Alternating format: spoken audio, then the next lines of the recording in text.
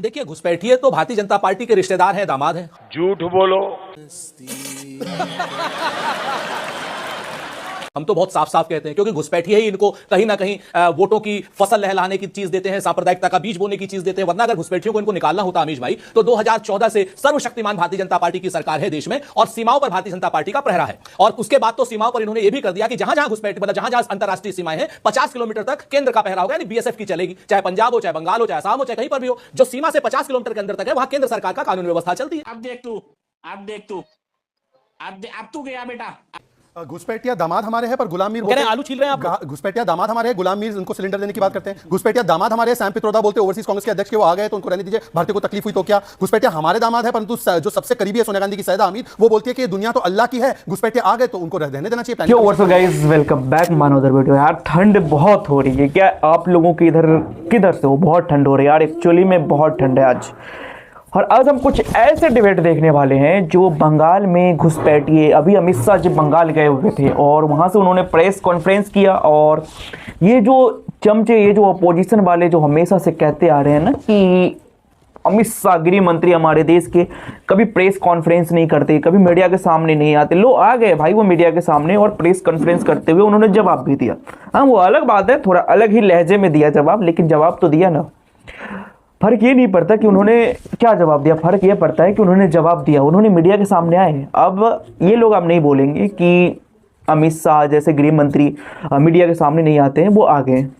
और बाकी बंगाल में चुनाव है अगले ही साल, यानी अगले ही साल, कल ही अगला साल हो जाएगा तो इलेक्शन आने वाला है। और ये घुसपैठिए का चर्चा जब जब इलेक्शन आता है बीजेपी वाले घुसपैठियों को लेके आ जाता है। ये कोई नया मुद्दा नहीं है, ये चलता आ रहा है, अभी बिहार में भी हुआ और अब बंगाल में ये चल रहा है। ये घुसपैठियों को निकाल के भगाएंगे और भगाया जा रहा है, बहुत सारे घुसपैठियों के एसआईआर के तहत भगा दिया गया।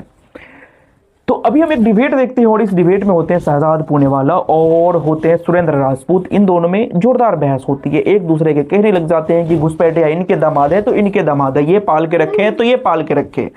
बाकी क्या हुआ इस डिबेट में आप खुद देखिए और हम खुद देखते हैं और एंजॉय करते हैं। देखिए, घुसपैठिए तो भारतीय जनता पार्टी के रिश्तेदार हैं, दामाद हैं।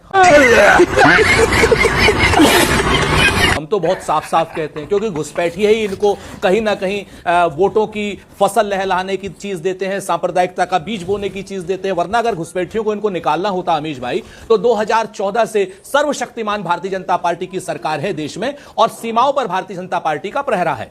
और उसके बाद तो सीमाओं पर इन्होंने यह भी कर दिया कि जहां जहां घुसपैठ मतलब जहां जहां अंतरराष्ट्रीय सीमाएं हैं 50 किलोमीटर तक केंद्र का पहरा होगा, यानी बीएसएफ की चलेगी। चाहे पंजाब हो, चाहे बंगाल हो, चाहे असम हो, चाहे कहीं पर भी हो, जो सीमा से 50 किलोमीटर के अंदर तक है वहां केंद्र सरकार का कानून व्यवस्था चलती है। तो पिछले 11 साल से अमित शाह जी हो, नरेंद्र मोदी जी हो, या कोई भी भारतीय जनता पार्टी के लोग हों, क्या वहां आलू छील रहे हैं? जो घुसपैठिए लगातार आते जा रहे हैं, चाहे असम में आए, चाहे बंगाल में आए, और चाहे जब चुनाव हो रहा होता है तब झारखंड में आ रहे होते हैं और बिहार में आ रहे होते हैं। यूपी में भी घुसपैठियों की बात कर रहे हैं, चुनाव 2027 में है वहां पर, वो तो उत्तर नहीं, प्रदेश में घुसपैठियों की बात करें, वहां पर कद्दू चुनाव 2027 के अंदर है। लेकिन मेरा छोटा सा सवाल है, उसका प्रश्न का जवाब दीजिएगा। कांग्रेस सालों तक घुसपैठियों को आगे बढ़ाती रही है, अमित शाह ने बोला है 1983 में आप आईएमडीटी एक्ट लेकर आए और घुसपैठियों को बकायदा बसाया, उन्हें पाला पोसा, और असम में उन्होंने आपकी सरकारें बनवाई। जवाब इस बात का, घुसपैठिया आपका वोट बैंक है जी। अमित शाह जी क्या सवाल कर रहे हैं, और चुनाव के समय क्यों सवाल करते हैं? 11 सालों से क्यों नहीं सवाल करते हैं? अमित शाह जी को शायद क्या नाम आंकड़े व्हाट्सएप यूनिवर्सिटी से मिलते हैं, या शहजाद भाई देते होंगे। शहजाद भाई हालांकि पढ़े लिखे इंसान है, संगत का असर हो जाता है।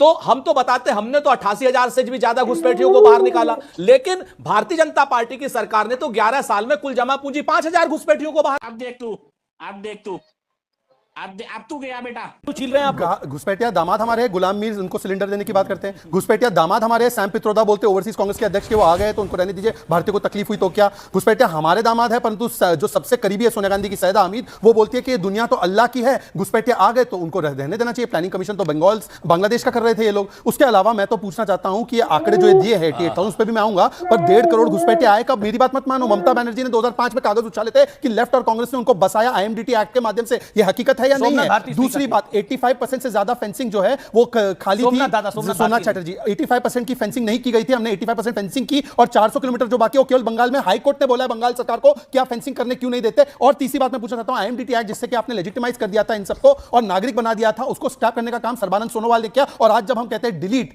डिटेक्ट और डिपोर्ट कीजिए, तो कौन कहता है डिफेंड डिफेंड डिफेंड? ये कांग्रेस पार्टी। 10 सेकंड, 88,000 का जो फिगर है ना, बार-बार कोट किया था, उन्होंने कहा 88,000 हमने वापस भेजे। इनसे पूछे कहां वापस भेजे, कौन से देश में? ओके सुरेंद्र राजपूत, इसका जवाब किस देश में आपने वापस भेजे? जवाब 10 सेकंड। और रोका किस? 1 सेकंड रुकिए, शहजाद पूनावाला लेटे मास्टर। हाँ, उन्होंने काफी लंबा बोला। मेरी बात बड़ी शॉर्ट है। उन्होंने 4 मिनट बोला। नहीं, आप दोनों कांग्रेस और भाजपा दोनों तराजू लेके बैठते हैं मेरे कार्यक्रम में। उन्होंने ज्यादा बोला, उन्होंने मेरे ऊपर भी बोला, मेरे एजुकेशन पे बोला, सब चीज पे बोला। आपने तुमको नहीं रोका। पर मैं सुरेंद्र राजपूत को ये सब नहीं बोलना चाहता, कौन किसको, मैं उसमें नहीं जाना चाहता। मैं सिर्फ 10 सेकंड में इतना पूछना चाहता हूं कि 1.5 करोड़ घुसपैठिए आए तब जब आपकी सरकार थी। आज एक घुसपैठिया अंदर नहीं आता, केवल बंगाल के इलाके से। You made your point. Okay Surendra Rajput, 1.5 crore रोका हमने। कहां भेजा, निकाला घुसपैठियों को? तो अरे भाजपा वाले बड़े परेशान रहते हैं। भारतीय जनता पार्टी वालों, 2014 से पहले के जो चीजें हैं उन पर कब तक अपनी राजनीति रोटियां सेकोगे? आप हमको बताओ, 14 के बाद आपने कितने निकाले? भाई हमने मान लिया नहीं निकाले, तो आप कम से कम इसीलिए तो आए थे कि हम नहीं निकाल पाए, हम कमजोर थे। लेकिन एक मिनट सर, रुक तो जाइए यार रमेश भाई, आप उनकी तरफ से काहे बैटिंग कर रहे हैं? नहीं, मैं तो 2 मिनट रुकिए ना शहजाद भाई। आपने बोला हमने निकाले, मैंने बोला आपने तो बोला हमने निकाले। अरे बाबा, अरे अमीश बाबू, कितने मासूम लग रहे हो। तुमको जो जालिम कहे वो झूठा है। अरे कम से कम 2 मिनट यार, हम आपकी इतनी तारीफ करते हैं उस बात। हाँ, आपको वो मासूम ही होता है। अब वो मैं कह तो रहा हूं, सुन लीजिए। अब हम तो कह रहे हैं कि हमने तो 88,000 निकाले, ये जाकर के अपने गृह मंत्रालय में पूछे कहां गए थे कहां नहीं गए थे। लेकिन हम तो एक चीज पूछना चाहते हैं ना अमीश भाई, कि 2014 से 2025 तक सर्वशक्तिमान नरेंद्र मोदी जी की इतनी कमजोर और इतनी निकम्मी सरकार है। 11 साल जब चुनाव आते हैं तब तक कमजोर और निकम्मी सरकार जवाब आलू छील रहे हैं। एक इंपॉर्टेंट बात, आखिरी बिल्कुल कोई लिवरे नहीं किसी को दे रहा है। अब अमीश जी मैं आपका जवाब देता हूं। अच्छा ठीक है, बोलिए। अमीश जी, मैं आपको आगे मौका देता हूं सुरेंद्र। मैं आपको और किसी शो में एंकर को बहका कर चल सकता है, अमीश देवगन को बहकाया नहीं जा सकता। यह बात मैं मानता हूं। अमीश जी, 1.5 करोड़ लोग अंदर आए यूपीए के जमाने में, उनको नागरिक बनाया गया, आईएमडीटी से लेजिटिमाइज किया गया। और मेरी बात छोड़िए, एक बयान अब सुनाता हूं कितने वोटर केवल बंगाल में बनाए गए, सुनिए। ऐसा खबर है 35 से 40 लाखों फर्जी वोटर मजाक है ये। ममता बनर्जी ने स्वयं 45 लाख वोटर बना दिए इन फर्जी जो बांग्लादेशी है। इनमें से ये अधीर रंजन चौधरी का बयान है। अब मेरा सवाल है सुरेंद्र राजपूत से डायरेक्टली कि ममता बनर्जी ने इनको वोटर बनाया। जब हम एसआईआर एनआरसी की बात करते हैं, विरोध कौन करता है? एसआईआर एनआरसी होगा तभी तो ये बाहर जाएंगे ना। लेकिन आपका बंगाल का यूनिट भी तो कह रहा है कि घुसपैठिए आए हैं। अधीर रंजन बाबू भी तो कह रहे हैं 45 लाख। अधीर रंजन चौधरी साहब भी तो ये बात कह रहे हैं। वो आपके नेता हैं कि नहीं आज की डेट के अंदर? डाउट है। मैं नहीं, हमारे नेता थे, हैं और रहेंगे अधीर रंजन दा, उसकी आप चिंता छोड़िए।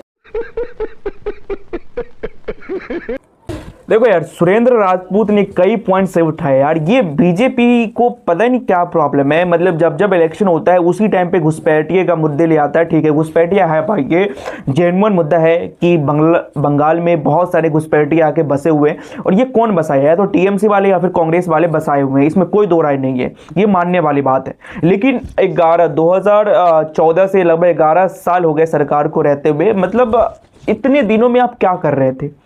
पॉइंट्स तो है भाई, ये नोट करने वाली पॉइंट है और इस पॉइंट में दम है, कांग्रेस के प्रवक्ताओं के पॉइंट में दम है। तो बाकी आप क्या समझते हो कमेंट्स में जरूर बताइएगा और मिलेंगे किसी नेक्स्ट वीडियो में। तब तक के लिए बाय बाय। इसका कारण नरेंद्र मोदी। बैगन।